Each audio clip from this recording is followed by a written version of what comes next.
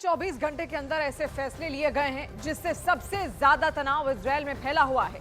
Crown Prince Mohammad बिन सलमान ने 50 देशों के नेताओं के सामने एक ऐसा बयान दे दिया जिससे लग रहा है कि इस युद्ध में सऊदी अरब भी शामिल हो सकता है।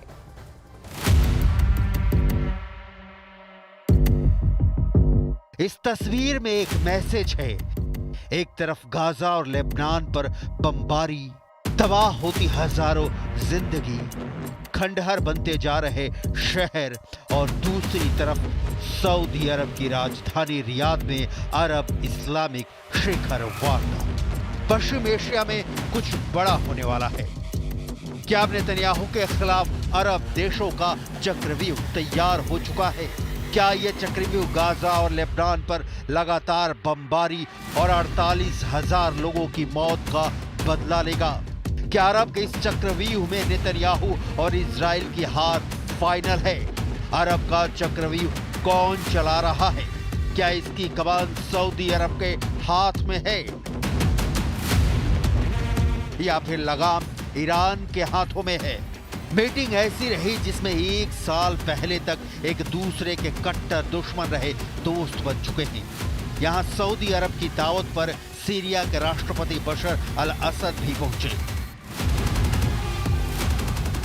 ईरान के उपराष्ट्रपति भी आए। जॉर्डन के किंग से लेकर मिस्र के राष्ट्रपति अब्दुल फतह अल सीसी भी पहुंचे। यहां तुर्की के राष्ट्रपति रेजेप तैयब अर्दोआन की मौजूदगी भी एक मैसेज दे रही है।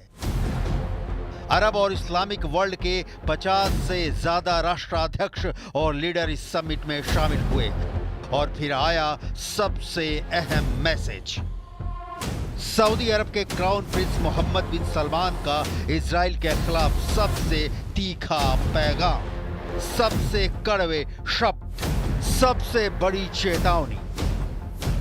تجدد المملكة إدانتها ورفضها القاطع للإبادة الجماعية التي ترتكبها إسرائيل بحق الشعب الفلسطيني الشقيق، وراح ضحاياها أكثر من 150 ألف من الشهداء والمصابين والمفقودين، معظمهم من النساء والأطفال.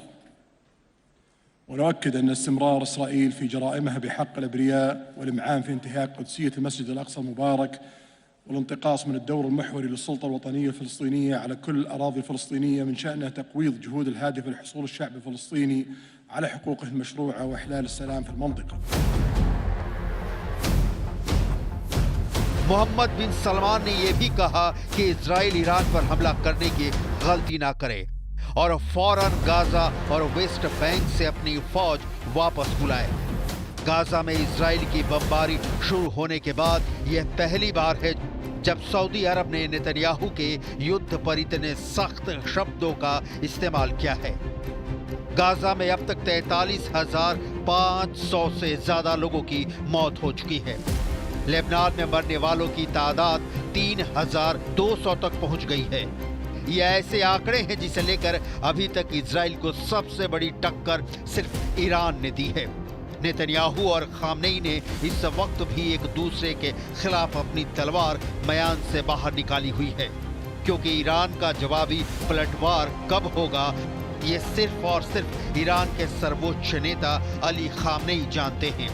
लेकिन जब अमेरिका में डोनाल्ड ट्रंप के आने के बाद इजराइल को अरब देशों के साथ अब्राहम अकॉर्ड मजबूत होने की उम्मीद नजर आ रही थी, तब सऊदी अरब के क्राउन प्रिंस मोहम्मद बिन सलमान ने एक ऐसा अरब चक्र दिखाया है जिसमें नेतन्याहू घिरे हुए नजर आ रहे हैं। ये चक्रव्यूह इजराइल के खिलाफ अरब और इस्लामिक देशों का सबसे बड़ा चक्रव्यूह कहा जा रहा है, जो गाजा और लेबनान पर हो रही बमबारी का बदला लेना चाहता है। इसीलिए फिर वही सवाल कि क्या अरब और इस्लामिक देशों के इस चक्रव्यूह में नेतन्याहू और इजराइल की हार फाइनल है? إن الشرط الضروري لتحقيق الأمن والاستقرار والانتقال من نظام إقليمي جوهره الصراع والعداء إلى آخر يقوم على السلام والتنمية هو إقامة الدولة الفلسطينية المستقلة على خطوط 4 يونيو لعام 1967 وعاصمتها القدس الشرقية. सिर्फ 48 घंटों के अंदर जब गाजा और लेबनान में इजराइल के फाइटर जेट बम गिरा रहे थे, तब पश्चिमी एशिया में बहुत से समीकरण बदले हैं। बहुत सी दूरियां नजदीकियों में तब्दील हुई हैं, जैसे ये मुलाकात। 2023 में ईरान और सऊदी अरब के बीच रिश्ते सामान्य होने के बाद अब दोनों मुल्कों में संबंध रक्षा सहयोग की तरफ बढ़ चुके हैं।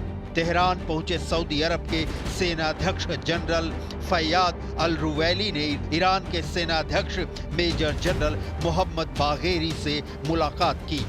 जब नेतन्याहू ने अपना रक्षा मंत्री बदलकर इजराइल की सेना को पसोपेश वाले हालात में झोंका हुआ है, तब ईरान और सऊदी अरब के जनरल एक दूसरे के साथ सीक्रेट मीटिंग कर रहे हैं।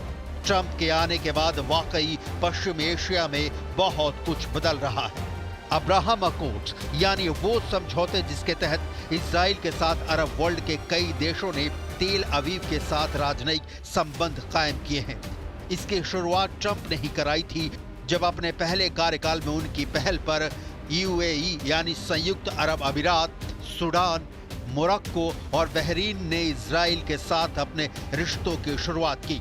इसके बाद ऐसा लगने लगा कि पश्चिम एशिया में अरब मुल्कों के बीच सबसे बड़े खिलाड़ी सऊदी अरब के रिश्ते भी इजराइल से सामान्य हो सकते हैं।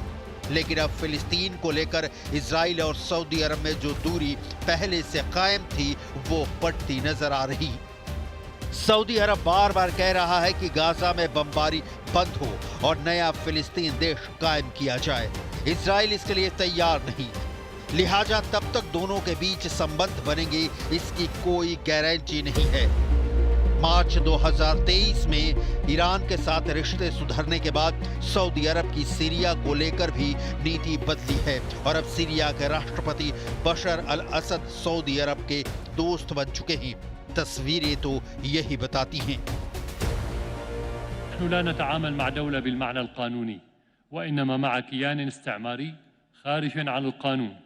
نحن لا نتعامل مع شعب بالمعنى الحضاري وإنما مع قطعان من المستوطنين أقرب إلى الهمجية منهم إلى الإنسانية. ومن غير الصحيح القول أن المشكلة هي في حكومة راهنة متطرفة فاقدة للعقل وشعب مذعور مما حصل في 7 تشرين الأول في العام الماضي. كلهم يعملون بعقل إيديولوجي واحد، عقل مريض بسفك الدماء، مريض بوهم التفوق، مصاب بانفصام الشخصية بين كره النازية ظاهريا وعشقها كجزء عضوي منه واقعيا। 2023 में भी 11 नवंबर को रियाद में यही मीटिंग हुई थी। तब भी कई मुस्लिम देशों के नेता शामिल हुए थे। तब भी मुस्लिम देशों ने एकजुट होने और इजराइल पर पाबंदी लगाने की मांग की थी। लेकिन पिछली बार के मुकाबले इस बार अरब देशों के शब्द इजराइल को ज्यादा परेशान कर सकते हैं।